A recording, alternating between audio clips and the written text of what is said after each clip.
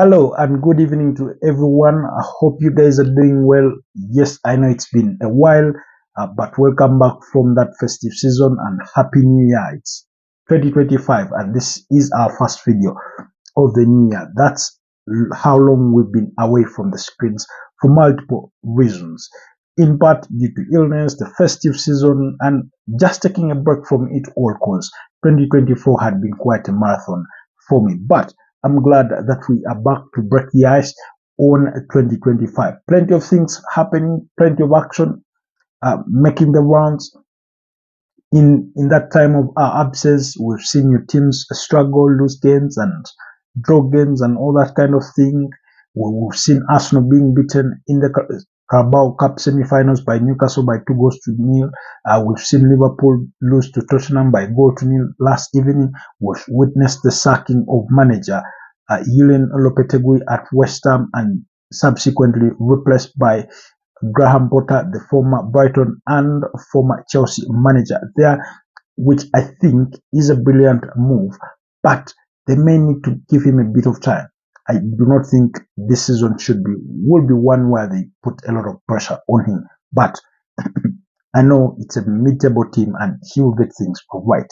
And then just as I was starting to record this, news broke that Everton had also sacked their manager, that's Sean Dyche, after a run of 11 games in the Premier League where he's recorded just one win, leaving them, I think, 16th on the Premier League log with just 17 points there. So the news does come ahead of their fixture against Peterborough in the FA Cup, because this weekend we will not be having any Premier League fixtures.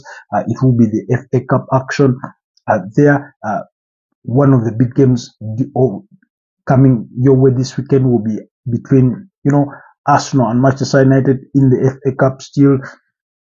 But the FA Cup will be the dominant affair in English football. As far as Everton is concerned, I wouldn't say I've not seen this coming. It's one that, you always felt that this season Sean Dyche would be walking on eggshells, especially given the false start to the season that he had.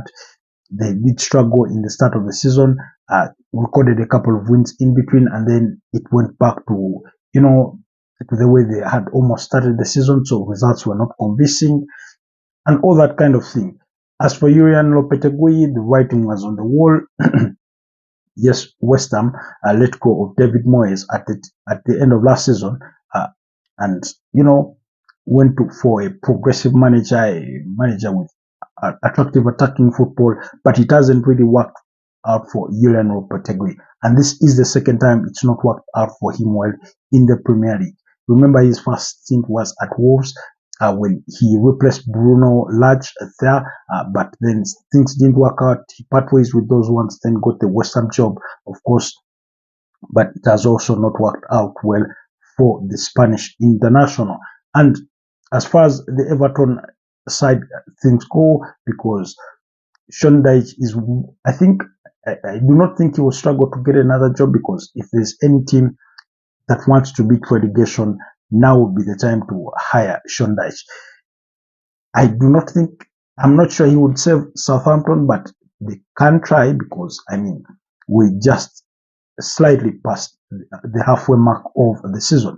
Maybe he could, get them something. But for me, he's always been that good when it comes to saving teams from relegation. But in terms of taking teams forward, it's quite debatable. Yes, I know he did well with Burnley years gone by, including, I think, earning them promotion to the UEFA Europa League at the time at some point. So, but it's never been the same since. Now, reports are still from that side. Of course, the Friedkin Group, that's the new owners of Everton, have taken that decision to let him go, and they have communicated that Leighton Baines, their former left back, who is also the under-18 coach, as well as the captain, Seamus Coleman, will take charge of the first team in the interim, as the process for appointing a new manager has already kick-started. Now, reports have come out to suggest that fingers are being strongly pointed in the direction of Fenerbahce manager Jose Mourinho. They are formerly at Chelsea, Manchester United as well as Tottenham Hotspurs as far as English football is concerned. Of course, he did have a stint with Roma where he was sacked before landing himself a job at Fenerbahce. Now, would Jose Mourinho be the right candidate for the Everton job? I mean, I wouldn't say no. I wouldn't say be quick to say yes because years gone by, Everton have really struggled with managers. They've had Frank Lampard, they've had Marco Silva, who is now at Fulham. They've had Ancelotti, who seemed to be getting things right, but then Real Madrid came up and scooped him, and all those kinds of things. But they've really struggled to tie down a manager. And in recent times, Sean Dyche has been one of those that has stayed quite longer. So, but many have gone there and have burnt their fingers because a lot of things have not gone right for the club, especially off the pitch. Their time with Fahad Moshiri, who was the owner of the club, and all those things.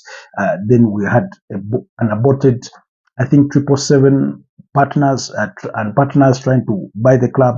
That deal did not work out until the Friedkin group came in and won that bid, and they finally taken over the club. So, but beyond Jose Mourinho, in terms of where the fingers are being pointed for a potential replacement, David Moyes, their former manager, he was their manager there for, I think, for a period of about 10 years before he left after the 2012-2013 Premier League season to replace a retired Sir Alex Ferguson at Manchester United.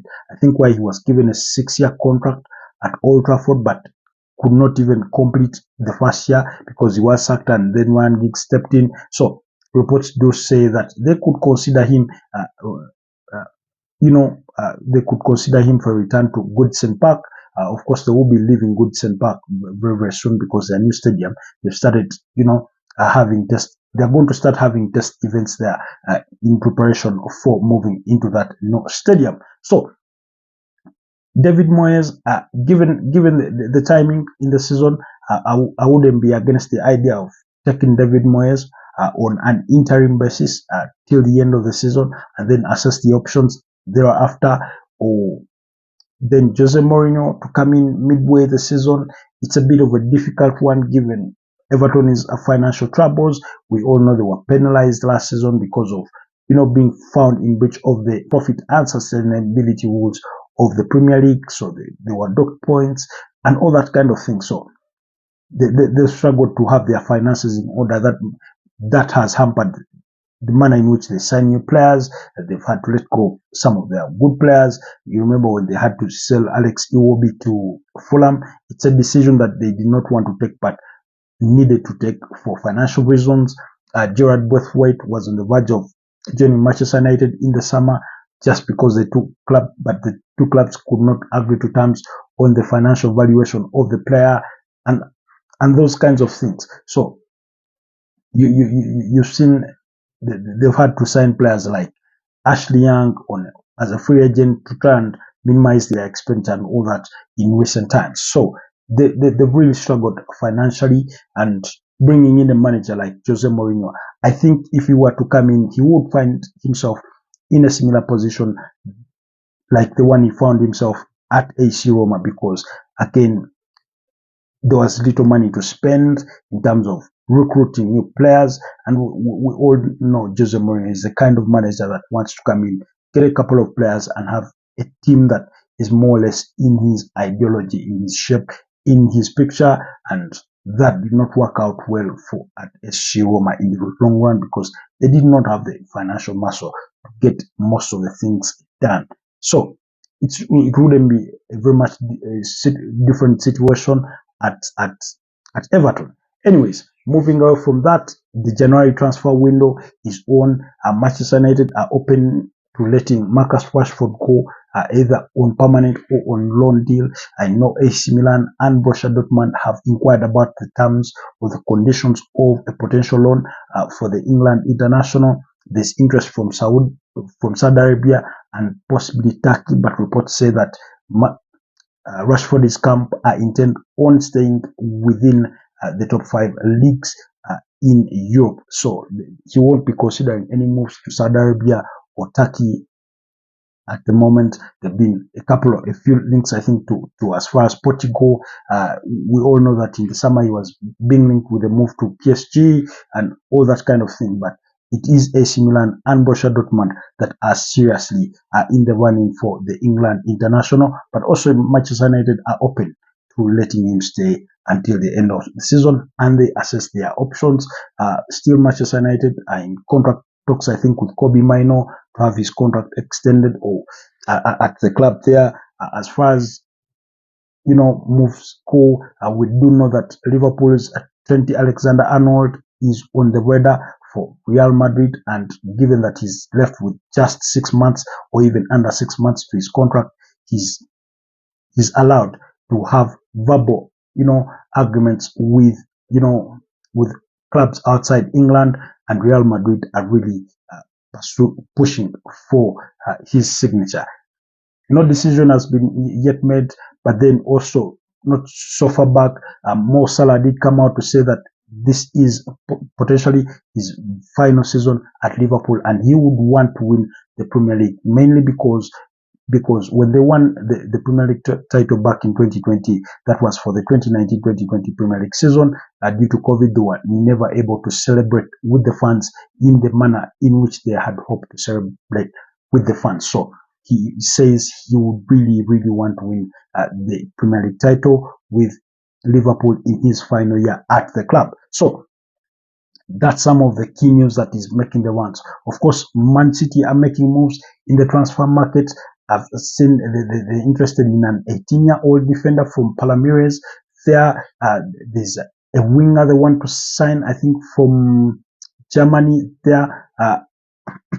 So a lot of things are making rounds, but in terms of concrete moves for big teams, not really much has happened as of yet. But we'll try to keep tabs on that because the window is on. And then, of course, Arsenal fans have again continued to sound their alarms in clamoring for a striker, especially in the wake of Alexander Isak's tormenting of the Gunners in midweek as they lost to Newcastle by 2-0.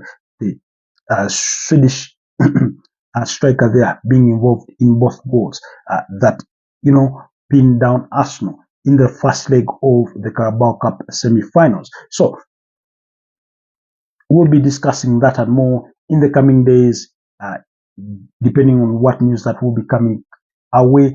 But do let me know what your thoughts are on Graham Potter's appointment at West Ham, which I personally think is a very good move. Do let me know what your thoughts are on Sean Dyche's sacking, and then your thoughts about Arsenal in regards for their pursuit of a striker. Personally, if you are to press me, I wouldn't really think it has boiled down to Mikel Arteta and his former sporting director in Edu. I think we may be looking at a similar situation that Arsene Wenger found himself at some point, where yes, he was being backed by the owners, but also behind the scenes there were things that were not happening in the manager's favor. And maybe because he's mentioned it time and again that he would want to sign a wide player, that's Nico Williams. Last summer, we all know they wanted to sign Benjamin Sesko. That did not happen. They were linked to all these other sorts of strikers, and there was concrete interest, but it looked like the owners did not back those decisions financially, especially once the Benjamin Sesko deal went out of the window. And that's how they ended up with the Raheem Sterling on loan from Chelsea. Do let me know what your thoughts are on those topics, and I'll see you next time. Stay blessed and have a wonderful rest of the week as you gear towards the weekend.